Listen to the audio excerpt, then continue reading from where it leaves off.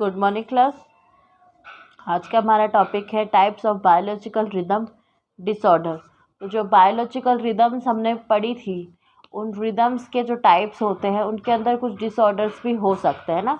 तो आज हम उसके बारे में डिटेल में पढ़ेंगे। तो देखो, types of biological rhythm disorders. Disorder में developed when natural biological rhythms are disturbed. This disorder include, है ना, कुछ डिसऑर्डर होते जो डेवलप्ड होते हैं नेचुरल बायोलॉजिकल रिदम की वजह से, इनके डिस्टर्बेड होने की वजह से, डिस्टर्ब्ड होने की वजह से। तो कुछ क्या डिसऑर्डर वो इंक्लूडेड है वो हम देखते हैं। पहला है स्लीपिंग डिसऑर्डर, स्लीप डिसऑर्डर, सोने का व्यवहार बदलना, ढंग से ना सो पाना। स्लीप डिसऑर्डर क्या होता है? The body is wired to sleep at night, है ना। हमारी जो पैटर्न होता है, स्लीपिंग पैटर्न, हम मोस्टली रात में ही सोते हैं ना, तो वो डिस्टर्ब हो जाता है। तो disruption in the bodies natural rhythm can lead of affected sleep during insomnia. जिनको इंसोमिनिया होता है वो उनको सोने में तकलीफ़ होती है, वो सोते नहीं है। तो उसकी वजह क्या होता है, जब बॉडी के नेचुरल रिदम में डिसरप्शन हो जाए, और सबसे पहले कहाँ इफेक्ट हो जाता है, हमारे स्लीप में ही, हमारे सोने के पैटर्न में ही डिसऑर्डर दिक्कत होती है, जिसको हम कहते हैं इंसोम्निया। जिसका मतलब सोने की वजह से, सोना ठीक से ना, नींद आने के हम इंसोम्निया कहते हैं, ठीक है। जेट लैग क्या होता है? Disruption in circadian rhythm when travelling across time zone और ओवरनाइट। जेट लैग मतलब कि जब हम बहुत लंबा ट्रैवल करते हैं और रात भर का ट्रैवल होता है, जिसमें हम ढंग से सो नहीं पाते, और वो टाइम जोन का जो ट्रैवलिंग होता है वो सर्कैडियन रिदम में होता है, वो डिस्टर्ब हो जाता है, तो उसकी वजह से जेट लैग बोलते हैं। फॉर एग्ज़ाम्पल, जो फॉरेन से आते हैं, है ना, तो एक लंबा टाइम फ्लाइट में बैठ करके वो आते हैं, तो वो लोग कहते हैं कि it's jet lag bro type का वो एक सेंटेंस बोलते हैं। वो इसीलिए बोला जाता है, आपने कई सारी भी फ़नी वीडियोस और इनमें देखा होगा कि फॉरेन कैरेक्टर निभाने वाले कई बार ऐसे रिएक्ट करते हैं, जेट लैग बोलते हैं ना। तो जेट लैग बोलने का मीनिंग ये है कि उनका पूरा दिन रात काम करने का जो उनका बैठे बैठे जो मतलब टाइम जो था, ओवरनाइट बैठने की वजह से जो शरीर अकड़ जाता है ना, उसको जेट लैग हम बोलते हैं। शिफ्ट वर्क डिसऑर्डर क्या होगा? When a person work outside and the typical work day, it causes change in typical condition circadian rhythm. तो जब कोई बंदा, कोई पर्सन बाहर काम करता है और बहुत भारी दिन होते हैं, तो उसकी वजह से क्या होता है, कुछ चेंजेस हो जाते हैं, टिपिकल चेंजेस होते हैं हमारे सर्कैडियन रिदम के अंदर, जिसको हम बोल सकते हैं excessive sleepiness affecting people those work are overlap within a typical sleep period. जो लोग बहुत ज़्यादा काम करते हैं, हद से ज़्यादा काम करते हैं, और उनके काम करने की वजह से वो सो नहीं पाते ढंग से, तो उनका क्या होता है, उनकी स्लीप होती है वो अफेक्ट होती है, और उन बंदों को टिपिकली स्लीपिंग पीरियड का प्रॉब्लम होने जाता है ना, उनको नींद लेट से आना स्टार्ट हो जाता है।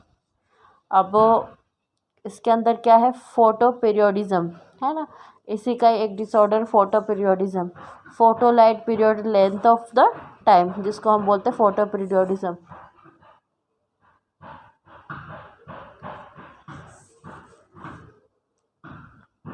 देखो, इट इज़ द फंक्शनल और behavioral response of an organism to changes of duration in daily, seasonal और yearly cycle of the light and darkness। तो जो फंक्शनल एंड बिहेवियर रिस्पॉन्स होता है ऑर्गेनिज्म का, चेंजेस होता रहता है डेली ड्यूरेशन के अकॉर्डिंग, सीज़न और ईयरली साइकिल की वजह से, रात और दिन की वजह से। It occur in both plant and animal as well. तो ये दोनों में होता है, प्लांट के अंदर भी और एनिमल्स के अंदर भी। The response of plant to the photoperiods. तो द रिस्पॉन्स ऑफ प्लांट्स का जो होता है वो फोटो पीरियड्स के होता है, periods of time each day during when an organism receives illumination expressed in the form of flowering is called a photoperiodism। क्या होता है कि जो पौधे होते हैं इनमें जो फोटो पीरियड होता है, ऐसा पीरियड जिसके ड्यूरेशन में ऑर्गेनिजम्स क्या होते हैं, इल्यूमिनेशन एक्सप्रेड करते हो, जिसकी वजह से क्या होता है, फ्लावर फूलों का जो खिलना होता है वो, उसको हम क्या कहते हैं, फोटो पीरियोडिज्म बोलते हैं।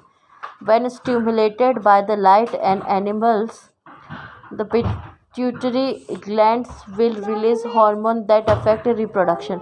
तो जो ये लाइट में स्टिमुलेटेड होते हैं, जो एनिमल्स के अंदर पिट्यूटरी ग्लैंड होती है वो रिलीज़ करती है हार्मोन को, जो कि क्या करते हैं, रिप्रोडक्शन अफेक्ट करते हैं रिप्रोडक्शन को। Thus, mating season of a species can be made to occur at an unusual timing by manipulating daylights. तो क्या होता है कि जो मेटिंग सीज़न होता है या ब्रीडिंग सीज़न हम बोल सकते हैं स्पीसीज़ के लिए, वो एक अनयूजुअली टाइमिंग चेंजेस हो जाती है और मैनिपुलेटिंग हो जाता है डे लाइट्स के बीच में, और long period of light followed by the short. तो जो लाइट होता है, क्या होता है, the period of long period of light जो होता है फॉलोड करता है by short period of time को, या हम इसको कह सकते हैं इंड्यूस मैटिंग, यानी कि मैटिंग के उसमें में ये इंड्यूसिंग भी घटने लग जाता है ना।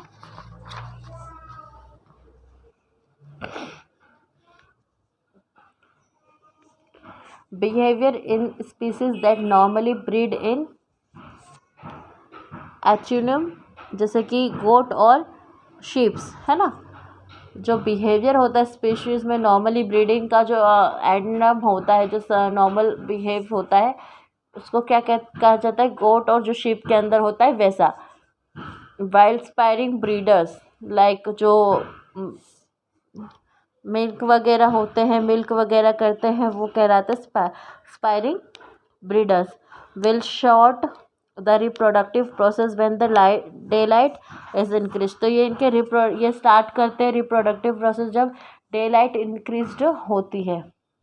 Application of photoperiodism is common in the poultry industry at daylight effect egg laying mating, यानी कि जो एप्लीकेशन होती है फोटोपीरियोडिज्म की कॉमनली पोल्ट्री इंडस्ट्री के अंदर, तो जो डे लाइट इफेक्ट होता है जिसमें एग लेइंग होती है, मैटिंग होती है, वो है ना। तो क्या होता है, application of photoperiodism is common. तो ये क्या होता है, जो पोल्ट्री फार्म मतलब कि जो मुर्गियों की जहाँ मुर्गियाँ अंडे देती ना, वहाँ पर ये कॉमन होता है। Reproduction in many species occur at the specific time of years. जो रिप्रोडक्शन होता है बहुत सारी स्पीसीज में, वो एक स्पेसिफिक टाइम और ईयर्स लेता है।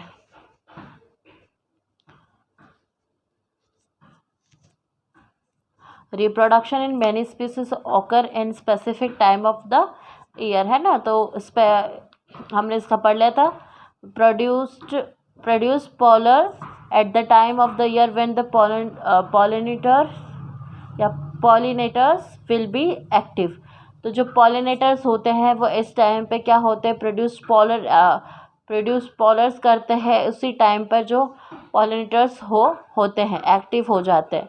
While animals after often reproduce in the spring and summer to take advantage of the warmer temperature।